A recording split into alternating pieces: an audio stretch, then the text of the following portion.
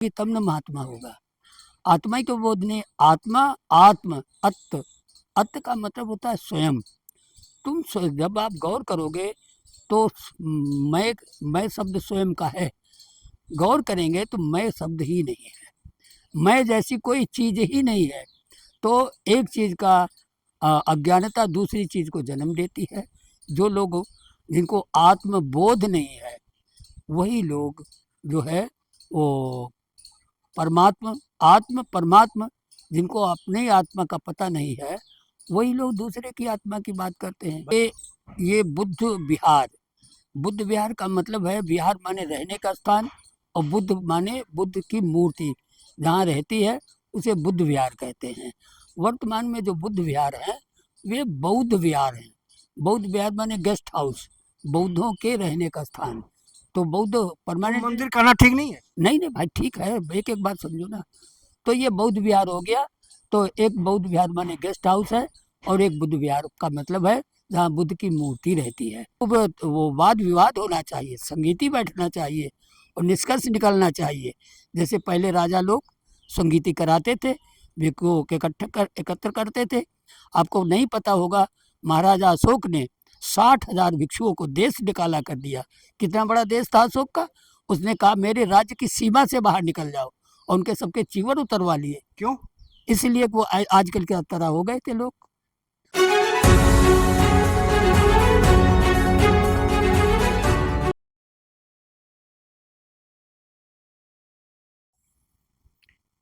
जय भीम। मैं मेवालाल और आप देख रहे हैं बहुजन समय। साथियों, इस समय पूरे देश में एक मुद्दा छाया हुआ है। कहा जा रहा है कि कौन कहता है कि भारत बुद्ध का देश है। बुद्ध तो भारत में पैदा नहीं हुए, वो लुम्बिनी में पैदा हुए। तो इसलिए जो मोदी जी विदेश जाते हैं भारत के बाहर, तो कहते हैं मैं बुद्ध के देश से आया हूँ। तो सवाल पैदा हो रहा है कि यह देश धर्मनिरपेक्ष है, तो ऑफिसों में कॉलेजों में क्यों केवल बुद्ध का वहाँ पर फोटो टांगा जाता है, लगाया जाता है, और वहाँ राम कृष्ण का फोटो क्यों नहीं लगाया जाता। तो आज उसी को समझने के लिए आया हूँ कि आखिर बुद्ध क्या है, बुद्ध किसी व्यक्ति के नाम है, और क्या भारत बुद्ध का देश है।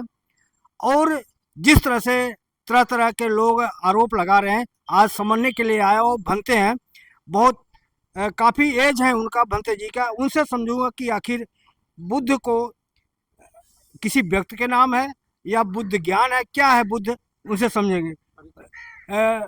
भंते जी, सबसे पहले आपका परिचय बताएं, और इतने उम्र में अभी भी आप जो बुद्ध का चोला आपने पहन रखा है, इसको कई नाम से जानते हैं। थोड़ा अपना परिचय के साथ बुद्ध क्या है बताएं सर। ठीक बात है। मैं भिक्षु धम्मानंद विवेचन, लक्ष्मी नगर बौद्ध समण विहार का विहाराधीश हूँ। मेरी वर्तमान में 81 वर्ष की आयु हो चुकी है और 80 की उपसंपदा आचार्य बना हूँ। तो 80 से लेकर अब तक जो लगभग 45-46 साल हो रहा है भिक्षु जीवन में। तो देखिए, जब कोई किसी कला को जान लेता है तो वह उस कला का नाम बदल जाता है। जैसे कोई कानून का जानकार होता है तो उसे वकील कहते हैं, कोई शरीर का जानकार होता, फिजिशियन होता, तो उसे डॉक्टर कहते हैं। इसी प्रकार से बोध अबोध दो शब्द हैं। तो जिसको बोध हो गया वो बुद्ध हो गया, और जिसको कुछ भी पता नहीं, नहीं बोध है, तो अबोध। अबोध और बोध, बोध का धर्म, तो धर्म एक होता है, धर्म धर्म है। तो दो पक्ष हैं, एक बोध अबोध। तो जो स्वयं से जानता है अपने बारे में, संसार के बारे में, स्वयं अपने अनुभव से जाना, वह बुद्ध है। बुद्ध एक डिग्री का नाम है। तो जैसे सिद्धार्थ बुद्ध हैं, सिद्धार्थ को बुद्ध तब कहा गया जब उनको बोध हो गया। तो सिद्धार्थ को बोध हुआ उर्वेला कश्यप, उर्वेला में, जिसे आज बोध गया कहते हैं। और उन्होंने जो उपदेश किया, जो जाना उसको बताया, तो वह सारनाथ में है। अब सारनाथ शब्द जो है वो सार माने यथार्थ और नाथ माने मालिक। सत्य का मालिक, जैसे कि वाराणसी को विद्वानों की नगरी कहा गया, बहुत बड़ी परंपरा से विद्वानों की नगरी कहा गया। तो सिद्धा बुद्ध को जब कोई अपनी बात कहनी थी बहुत लोगों के बीच में, इसलिए उन्होंने सारनाथ को चुना।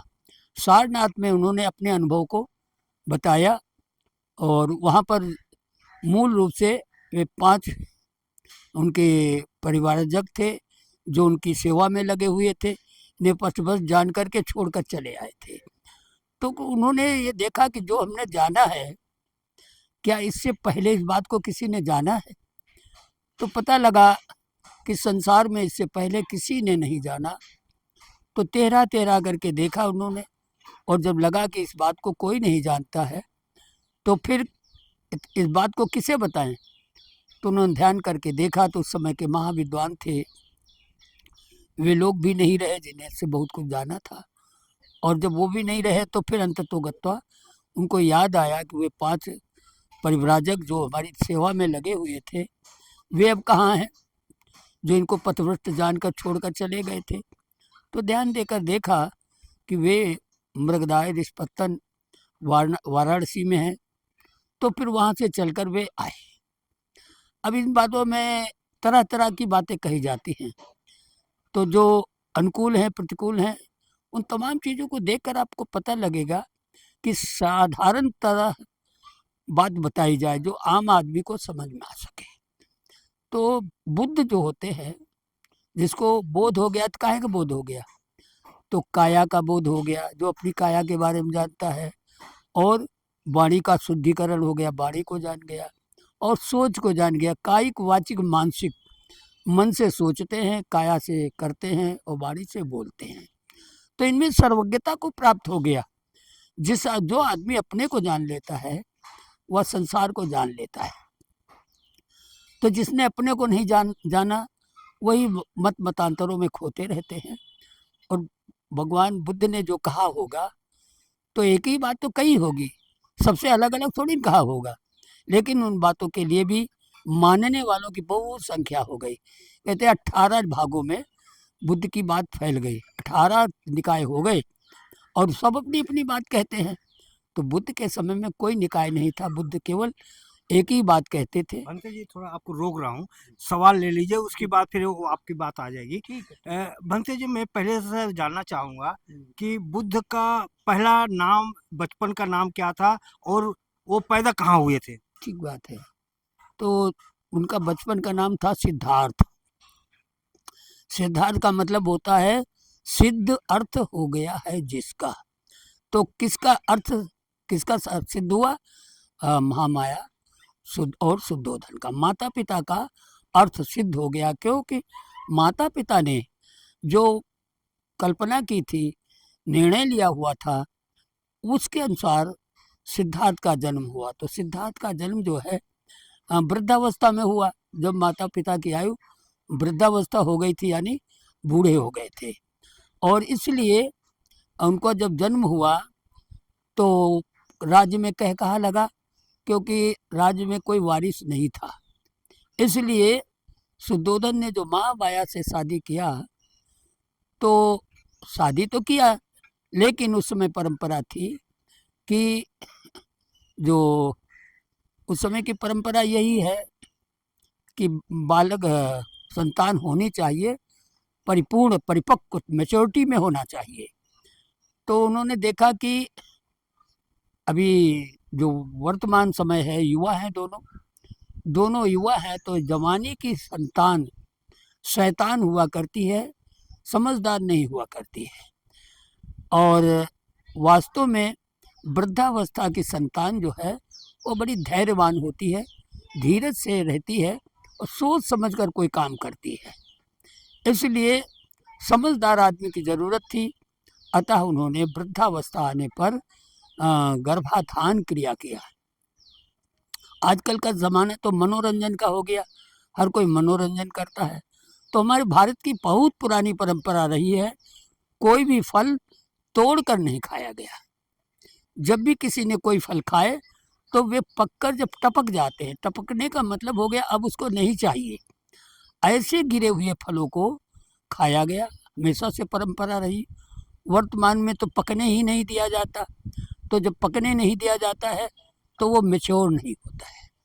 इसलिए प्राचीन काल में भारतीय परंपरा रही कि मैच्योर होने पर ही वह उसका वो इस्तेमाल किया जाता था।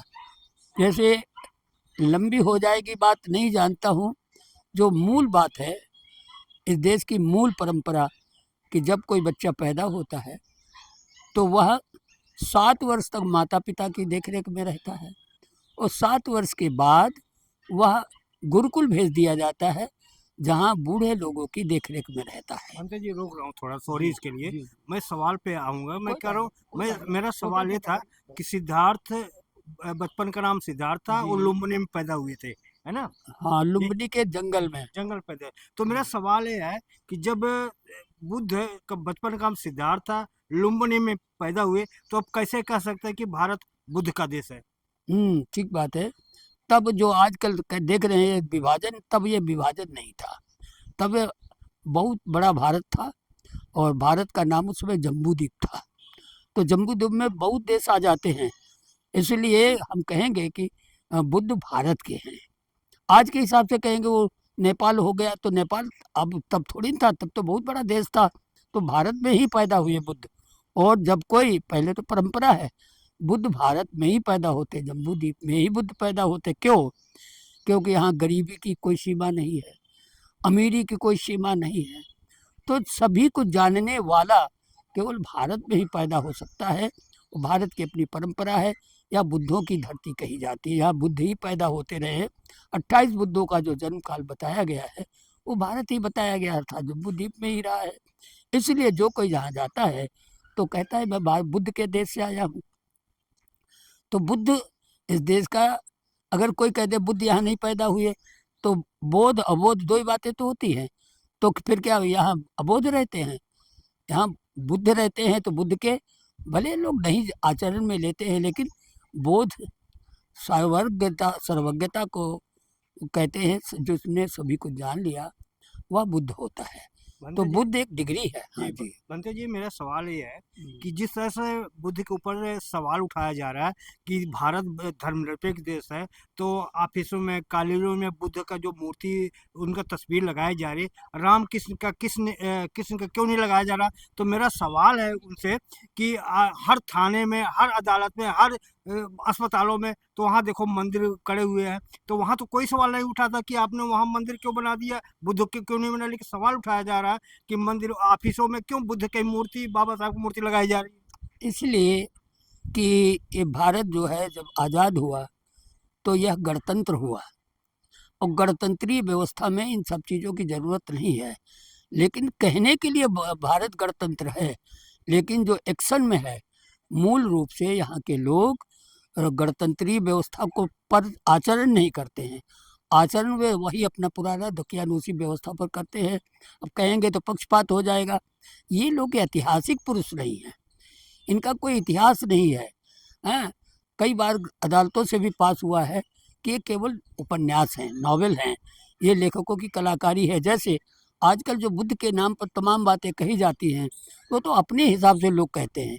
तत्कालीन समय में उनके सामने क्या परिस्थिति रही होगी उसका कौन आकलन करता है? सत्य का कोई आकलन नहीं करता। लेकिन ऐसा नहीं है बुद्ध को कोई चीज़ मीठी लगी हो और आज के लोगों को खट्टी लग जाए, ऐसा नहीं हो सकता है। बनते जी, आपको भंते कहा जाए, महात्मा कहा जाए, साधु कहा जाए, बाबा कहा जाए, यहाँ तो महंत भी कहा जाता है, आपको किस नाम से पुकारा जाए? मैं दर्शक कंफ्यूज हैं। हाँ, कंफ्यूज इसीलिए कि अज्ञानता के कारण होता है।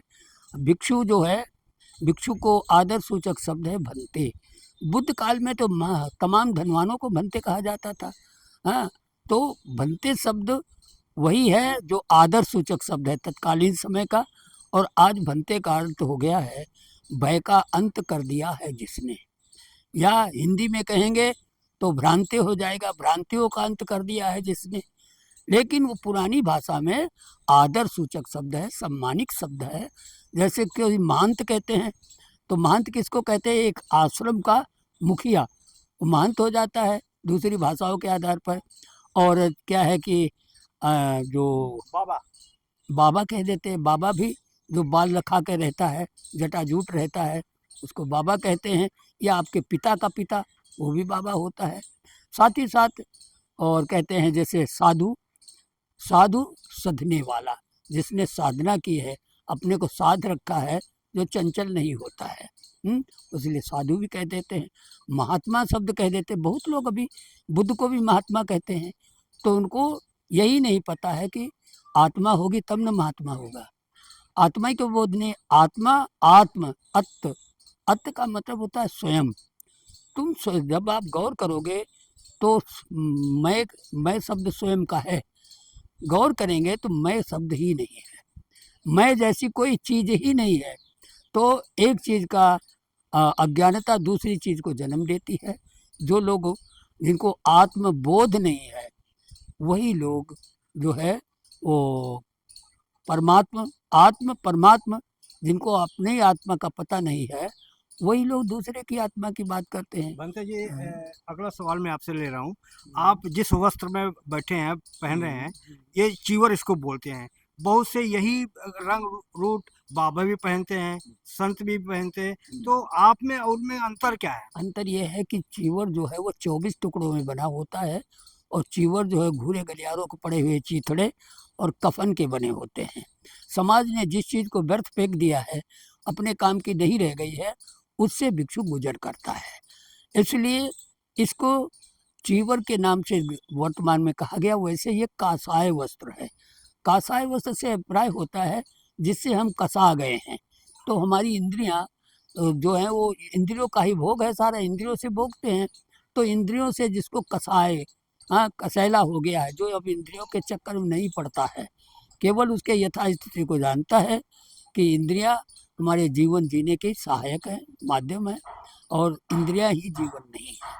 तो इसलिए इसको चीवर, चीवर जो है, इसलिए कहते हैं कि कोई न कोई एक शब्द, तकनीकी शब्द दिया जाता है, और चीवर वही है जिसमें 24 टुकड़े हैं, और 24 टुकड़ों में परंपरा से पुराने चीवर का एक टुकड़ा नए कपड़े में लगा दिया जाता है, और इसे हम परंपरा से जीवर चीवर कहते चले आए हैं, लेकिन वर्तमान में कोई चीवरधारी नहीं है। जी, मैं अगला सवाल आपसे ले रहा हूँ बनते जी। हमारे दर्शक नहीं समझ पाते कि मंदिर में और बौद्ध विहार में अंतर क्या है। ढांचा वही है, जैसे मस्जिद है, गुरुद्वारा है और चर्च है, ये अंतर क्या है? इसमें जो बैठते हैं वो कौन लोग बैठते हैं, इसमें थोड़ा बताएं हमें दर्शकों को। नहीं नहीं, ठीक बात है। देखिए, ये बुद्ध विहार, बुद्ध विहार का मतलब है, विहार माने रहने का स्थान, और बुद्ध माने बुद्ध की मूर्ति जहाँ रहती है, उसे बुद्ध विहार कहते हैं।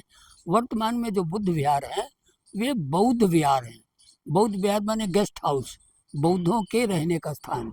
तो बौद्ध तो परमानेंट मंदिर कहना ठीक नहीं है? नहीं नहीं भाई, ठीक है, एक एक बात समझो ना। तो ये बौद्ध विहार हो गया।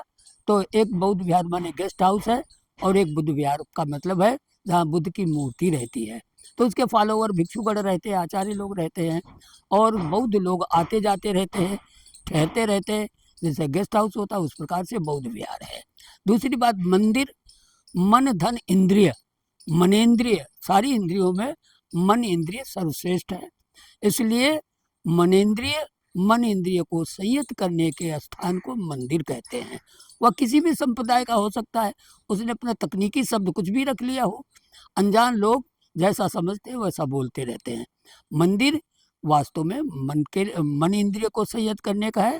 जैसे दुनिया में जीवन जीने के दो ही तरीके हैं, या तो पूजा माने पूर्ण जानकारी, या तो वह स्कूल में जाकर शिक्षा लेता है जिसको गुरुकुल कहते थे, और या फिर वह किसी मंदिर में रहता है, मंदिर में कोई मूर्ति होती है, और वहाँ पुजारी यानी पूर्ण जानकारी वाला होता है, मूर्ति के माध्यम से आपको पूरी जानकारी देता है।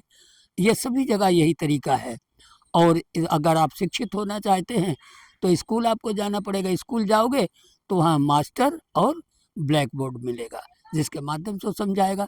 तो शिक्षा के दो तरीके हैं। दोनों तरीके जो हैं, मंदिर में जा कर के आप सभी को एक साथ बैठा सकते हो, स्कूल में सभी लोग एक साथ नहीं जा सकते। स्कूल के लिए कम से कम 45 लोगों का, ज़्यादा से ज़्यादा 50 लोगों का एक क्लास होता है। मंदिर में इसकी कोई सीमा नहीं होती है। मंदिर में जितने लोग आसानी से बैठ सकते हैं, जितने लोगों को समझाया जा सकता है, उतने लोग समझाया जाता है। तो मंदिर मन इंद्रिय को संयत करने का स्थान को कहते हैं। और रही बात बुद्ध विहार, जहाँ बुद्ध की मूर्ति रहती है, और इसी से मिलता जुलता शब्द है बौद्ध विहार। बौद्ध विहारों का मतलब हो गया गेस्ट हाउस, बौद्ध भिक्षुओं के रहने का स्थान या बौद्ध उपासकों के रहने का स्थान। जी। जी। अगला सवाल सर, भंते जी, मैं आपसे जानना चाहूँ कि बुद्ध ने अपने शिष्यों का नाम दिया भिक्खु, यानी भिखारी, और जो हिंदू है अपने शिष्य थे उनको नाम दिया स्वामी। तो इनमें क्या अंतर है? शब्द है, शब्द जाल है, अलग बात है। तो भिक्खु जो है वह चरथ चरथ चलो देखते हैं। भिक्खु जो है भिक्षा से नहीं है, भिक्खु का काम है शुभेक्षु। अगर इसको हिंदी में कहेंगे शुभेक्षु, जो सबके प्रति शुभ इच्छा रखने वाला, मंगल कल्याणकारी भावना रखने वाला, वह भिक्षु है। शार्ट में बोल देते हैं भिक्खु भिक्खु, पाली में तो भिक्खु है, तो हिंदी में उसको भिक्षु कहते हैं। भिक्षु भिखारी से ले लिया, तो जिसकी जैसी भावना होती है उसी प्रकार से वो निर्णय करता है। भिक्षु कभी किसी के घर नहीं जाता है, भूख लगने पर ही भिक्षु अपना पात्र, भिक्षा पात्र लेकर के किसी भी गांव में प्रवेश करता है। और उसके लिए ये कहा गया एक सूत्र है कि यथापि रुचिरंग पुप्फंग वर्ण गंधंग न अहेठति पालेति रसमादाय एवं गामे मुनिचरे। जिस प्रकार से फूलों में भौरा भौरा जाता है, सभी फूलों पर बैठता है, हाँ, अपने अनुसार रस भी ले लेता है, लेकिन फूल का कुछ बिगड़ने नहीं देता है। इसी प्रकार से मुनि को, साधु को चाहिए समाज में विचरण करे और उसका कुछ बिगड़ने भी न दे और अपना काम भी चल जाए। तो इसी प्रकार से साधु तो साधु होता है, सदा हुआ व्यक्ति है। भिक्षु को भिखारी कह दो, भिखारी तब कहोगे जब वो तुमसे मांगे। भिक्षु मांगता नहीं है, केवल पात्र लेकर दरवाजे खड़ा हो जाता है, तो घर का मालिक देख ले और देखने पर वो अपना काम बंद करके कुछ देना चाहता है तो रोकता है, और नहीं देना चाहता अपने काम में फिर लग जाता तो अगले दरवाजे चलता जाता है। वो कभी किसी से कुछ मांगता नहीं है, इसलिए भिखारी नहीं कहा जा सकता। भिखारी वही लोग कहते हैं जो इसकी बात को नहीं जानते हैं। जी। जी। भंते जी, आजकल आरोप लग रहा है भंते के ऊपर कि भंते वही काम कर रहे हैं जो हिंदुओं में साधु संत करते हैं, जहाँ दान दक्षिणा मिलता है वहीं जाते हैं। उसी तरह भंते भी ज्ञान वही देते हैं, उनको लगता है कि वहाँ मिलेगा दान तो जाएंगे, नहीं तो नहीं जाएंगे। क्या कहेंगे आप? हमारा हमारा व्यक्तिगत कहना है कि भिक्षु जो है वो ब्राह्मणों से भी आगे हो गया है। ब्राह्मणों ने जिस प्रकार से अंधविश्वास समाज में पैदा किया है, वही अंधविश्वास आज के ये पीले कपड़े पहन करके चीवर का नाम बदनाम कर रहे हैं। वर्तमान में ये भिक्षुओं का धर्म नहीं है। भिक्षुओं को अपनी विनय पिटक पढ़नी चाहिए, कानून की पुस्तक पढ़नी चाहिए। उसके आधार पर आपको एक भी भिक्षु नहीं मिलेगा, क्या महापुरुष, क्या पुराने भिक्षु, क्या नए भिक्षु। भंते का काम क्या होता है? बनते का काम है अपने अनुभव, उसको संग वंदना पढ़ लो, उसमें सब दिया हुआ है। धर्म क्या है उसमें धर्म वंदना में लिखा हुआ है। बुद्ध वंदना में बुद्ध के गुण लिखे हुए हैं, इनके सारे गुणों की चर्चा है। कसौटी है, सब बता देगी क्या है नहीं क्या। हमारे पास कसौटी नहीं है, हम जानते ही नहीं। ये जितना भिक्षु घूम रहा है इधर उधर मारा मारा, ये सचमुच बहुत, मैं क्या कहूँ कि जितना भी बुराई इन भिक्षुओं ने पैदा की है समाज में, इससे ज़्यादा कोई बुरा नहीं कर आप सकता। अपना आलोचना आप खुद कर रहे हैं। हम क्या भिक्षु हैं? आप हमको भिक्षु कहोगे? हम आलोचना की बात नहीं, सत्य को कहना आलोचना नहीं होती है। यथा स्थिति यही है कि आज कल भिक्षु बन रहे हैं, करोड़ों के मालामाल हो रहे हैं, और भिक्षु के लिए पैसा छूना मना है। 10वां सील उसका कहता है कि भिक्षु जात रूप रजत प्रत्येक गहना बेरमणि सिक्खा पदक समाधियामी। भिक्षु किसी प्रकार की मुद्रा का चलन में नहीं करता है। हाँ, सोना चांदी का बना हो चाहे कागज को बना हो, भिक्षु मुद्रा को बर्दाश्त नहीं करता है। लेकिन आजकल तो उसी के पीछे नाचे नाचे घूम रहे हैं, सबई नचावत नोट गोसाई। तो यहाँ इस समय तो भिक्षु भिक्षु नहीं है। हाँ, वो भिक्षु का रूप रख करके, जैसे तमाम नाचने गाने वाले लोग भगवानों के महापुरुषों का रूप धरते हैं, तो क्या वो महापुरुष हो जाते हैं? इसलिए महापुरुषों का जन्म लेना बंद हो गया, क्या अब तो सब ड्रामेबाज हो गए। क्या भंते जी बुद्ध का संदेश आज आम जनता तक भंते पहुंचा रहे हैं या क्या बाधा आ रही है? देखिए, मैं किसी को क्या कहूँ, लेकिन हम इतना जानते हैं, जिस किसी की मूर्ति बन गई आज तक, उसकी मूल विचारधारा लुप्त हो गई। और ऐसे समय में बुद्ध की तो असंख्य मूर्तियां बनी हैं। वर्तमान में बाबा साहब की असंख्य मूर्तियां हो गई, लेकिन तो क्या बाबा साहब की विचारधारा समाज में गई है? कोई विचारधारा बाबा साहब की समाज में नहीं गई है। सब मान्यता प्रधान लोग हैं। बुद्ध ने जो कहा, बाबा साहब ने जो कहा, वो कोई करने वाला नहीं है, कहने वाले बहुत हैं। बाबा साहब ने जो कहा वही लोग कहते घूमते हैं। बुद्ध ने जो कहा होगा वही लोग कहते घूमते हैं। तो बुद्ध धम्म संघ वंदना को पढ़ लीजिए, एक एक कोई भी भिक्षु नहीं निकलेगा, कोई भी वो धर्म के बारे में जानते नहीं, धर्म ही क्या है, संघ क्या होता है, नहीं जानते, इसलिए बड़ी समस्या है। इस पर तो खूब वो वाद विवाद होना चाहिए, संगीती बैठना चाहिए और निष्कर्ष निकलना चाहिए। जैसे पहले राजा लोग संगीती कराते थे, भिक्षुओं के एकत्र करते थे। आपको नहीं पता होगा, महाराजा अशोक ने 60,000 भिक्षुओं को देश निकाला कर दिया। कितना बड़ा देश था अशोक का। उसने कहा मेरे राज्य की सीमा से बाहर निकल जाओ, और उनके सबके चीवर उतरवा लिए। क्यों? इसलिए वो आजकल के तरह हो गए थे लोग, अनुशासन के लिए। अनुशासनहीनता करने लगे थे सब। इसलिए उसने तो अशोक जैसा कोई राजा पैदा हो तो फिर चटनी हो। तो आपको क्या लगता है कि भंते को समाज से उचित सम्मान मिल रहा है, नहीं मिल रहा है? अब भंते सम्मान के काबिल नहीं, जो भी सम्मान मिल रहा है वो अज्ञानता के कारण मिल रहा है, वो सम्मान के योग्य नहीं है। सर भंते जी, लास्ट सवाल आपसे पूछ रहा हूँ कि हमारे दर्शकों को समझाएं, अगर भंते आते हैं आपके दरवाजे पे तो उनको अभिवादन कैसे किया जाए? उसमें तो देखिए, अभिवादन करने के 3 तरीके हैं। तो सर्वप्रथम उकड़ू होकर वो क्या कहते हैं, वज्रासन में बैठकर और हाथों को जोड़ करके, दोनों हाथों को जोड़कर, हाँ, और नतमस्तक होकर के अभिवादन करना चाहिए। वो आपने देखा होगा बहुत जगह वैसे ही करते हैं। मुझे टाइम नहीं तो मैं भी करके दिखाता। तो वैसे करना चाहिए। अभिवादन का मतलब है ओकाश बंदा में बनते। ओकाश बंदा बनते का मतलब है, बनते हमें समय दीजिए, मैं आपको अभिवादन कर रहा हूँ। तब वो कहता है ओकाश बंदा में बनते द्वारतेन। द्वारतेन का मतलब द्वारा तीनों के, तीनों के का मतलब काया से, वाणी से और मन से। कायेन वाचेन चित्तेन मया कथम, मेरे द्वारा किए गए सबंग सब अपराध गलतियाँ, खमत में बनते बनते हमें क्षमा करें, 3 बार कहता है। हाँ, तो द्वारतेन कत्तंग सबंग अपराधं खमत में बनते, ये मंत्र है। तब भिक्षु बोलता है खमामि खमामि खवितव्यं, क्षमा किया क्षमा किया, क्षमा करने योग्य सब कुछ नहीं क्षमा कर दिया।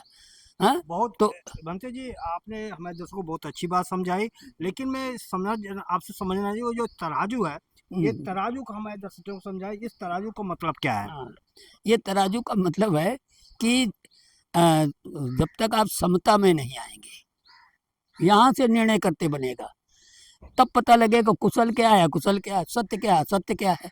तो सुनी सुनाई सत्य सत्य नहीं होता। आप अपनी अनुभूति के स्तर से देखिए सत्य सत्य क्या है। इसलिए बोध हमेशा यहाँ रहता है, बोध सेंटर में रहता है। फिर पता लगेगा, पहले सेंटर में आओ, फिर पता लगेगा कि हम बोध की तरफ जा रहे हैं या अबोध की तरफ जा रहे हैं, है ना। तो इसी प्रकार से शील समाधि प्रज्ञा, तो प्रज्ञा यहाँ रहती है और ये शील है, ये ध्यान है। तो शील जो है वो नैतिकता है। नैतिकता के बिना आप धार्मिक जीवन नहीं जी सकते। वर्तमान में नैतिकता खत्म हो गई है। बाबा साहब डॉक्टर अम्बेडकर ने कहा था शिक्षा एक दुधारी तलवार है जो स्वयं का भी विनाश कर देती है और दूसरे का भी विनाश कर सकती है। तो क्या करें? तो शिक्षा में नैतिकता चाहिए। जैसे दुधारी तलवार रखिए, बहुत अच्छी बात है, लेकिन उसको म्यान में रखिए, कवर्ड रखिए, तो जहाँ चाहोगे वही चलेगी। अब लोग कहते बाबा साहब ने ये भी तो कहा था शिक्षा वो शेरनी का दूध है, जो पिएगा वो दहाड़ेगा। ये बहुत अच्छी बात है, ये तो सब कहते हैं, लेकिन ये भी तो कहा था शिक्षा दुधारी तलवार है, वो तो कोई नहीं कहता। तो जो मीठा मीठा गप, कड़वा कड़वा थू, ये तो बड़ी बेवकूफ़ी की बात है। आज जितना पढ़ा लिखा आदमी है, इसके अंदर कोई नैतिकता बची है क्या? बेपढ़ों में फिर भी नैतिकता है, लेकिन ये पढ़े लिखे लोगों में कोई नैतिकता नाम की चीज़ नहीं रह गई। तो उसीलिए कहा गया जैसे लोहे को, लोहे की जंग ही खा जाती है, लोहे की जंग कहीं बाहर से नहीं आती है, लोहे से उत्पन्न लोहे की जंग को जंग खा जाती है, वैसे आज मानवता को मानव ही खाया जा रहा है। क्योंकि चोला तो मानवता का है, लेकिन उसके कर्म सब दानवता वाले हैं। इसलिए कुछ कहना कह करके अपने को, इसीलिए तो मुझे कोई नहीं पूछता है। हाँ, जहाँ भी जाता हूँ वहाँ लोग बितकारते हैं कि हमने आपको गाली देने के लिए बुलाया था। तो मैं कड़ी बात, तो जो सही बात कहो तो वो सबको बुरी लगती है, सत्य कोई सुनना नहीं चाहता, असत्य के सब पीछे पड़े हैं। तो अब की क्या कहे, हमेशा से यही रहा है, चलो सत्य को। लास्ट में दर्शकों को ये बताएं भंत जी, हम्म, अगर आदमी स्वयं अगर अपने आप को जांचना परखना चाहे तो कैसे समझे कि मैं जो कर रहा हूँ बोल रहा हूँ सत्य है या असत्य है, कैसे अपने आप को परखे? वो ये जैसे कसौटी से सोने को परखा जाता है, वैसे ही किसी को भी जांचना है तो आप उसके साथ रहना शुरू कर दो। आदमी को कुछ भी सुने पढ़े, पहले स्वयं करके देखे, फिर पता लगेगा कि गलत है कि सही है। स्वयं तो करता नहीं, अपनो बल भूलो फिरे, परो पराई आस। हम सुनी सुनाई पढ़ी पढ़ाई पर विश्वास करते हैं, उसका हम प्रैक्टिकल यानी अपना अनुभव नहीं लगाते उसमें। अपना अनुभव लगाएंगे तो निर्णय सही होगा, गलत नहीं हो सकता है। इसीलिए मैं ये तराजू रखता हूँ, तराजू के माध्यम से कुशल अकुशल, ज्ञान अज्ञान, तो धर्म का स्वभाव है, धर्म का स्वभाव है सेंटर में रहता है। सेंटर से रह करके जानोगे ये कुशल धर्म है या अकुशल धर्म है, ये सही है ये गलत है ना। तो बुद्ध ने जो भी कुछ कहा होगा वह कुशल ही कुशल कहा है, अकुशल नहीं कहा है ना। इसलिए सरल सरल सब करत हैं, कठिन करे ना कोई। सरलता की ओर सब झुकते चले जाते हैं, कठिनता को छोड़ते चले जाते हैं, इसलिए सत्य लुप्त होता चला जाता है। धन्यवाद आप सबको। तो भंते जी आपने समय दिया हमारे, बहुत अच्छा लगा सर। आपकी बात तो हमारी जनता कैसे लेती है, उनसे जनता से मैं खुद ही पूछता हूँ। साथियों आप देख सकते हैं कि किस तरह से भंते विवेचन ने अपनी मधुर वाणी से आप लोग की अच्छी बातें बताई। आप कैसे इनकी बातों के लेते हैं प्रतिक्रिया में जरूर बताएं, और आपसे निवेदन है कि आप कहाँ से देख रहे हैं वो भी कमेंट में लिखें, और हमारे चैनल पर नए हैं चैनल को सब्सक्राइब करें, लाइक करें, कमेंट करें। मैं मेवालाल, बहुजन समय, दिल्ली।